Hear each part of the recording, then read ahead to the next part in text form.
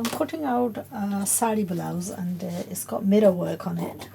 Now I'm cutting it very loosely because we're not going to be able to, if I cut it too close, it might create difficulties when stitching. So we can always cut around the finer pieces once they're done. I rough cut around the mirror work, leaving at least an inch of leeway.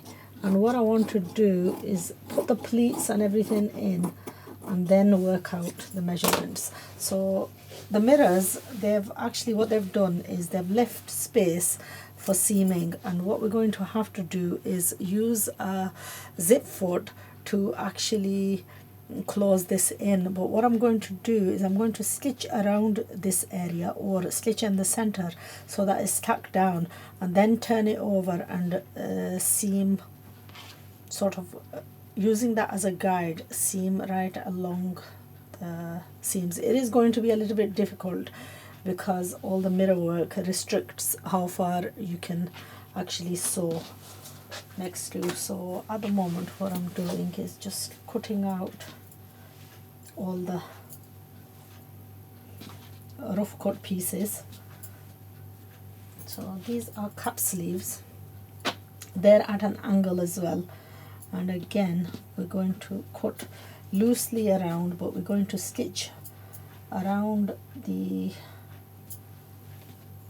parts of the mirrors, so that that's just used as like our guideline really. For the moment I want to just cut out the fabric roughly so that we've got a guideline to work on.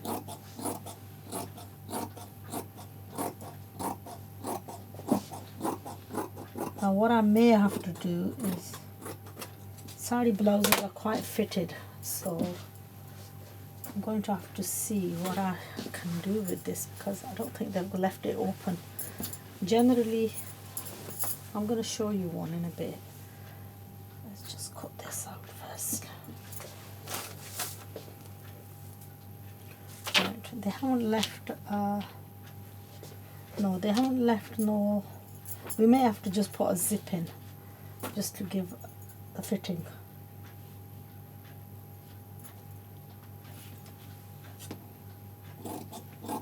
So again, just cut out a rough, and then the real work is in the sewing, because it's going to require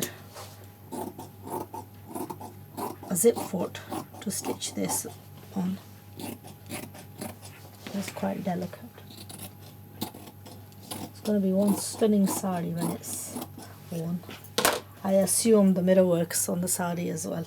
I will try and get a picture of what this sari looks like and hopefully post it on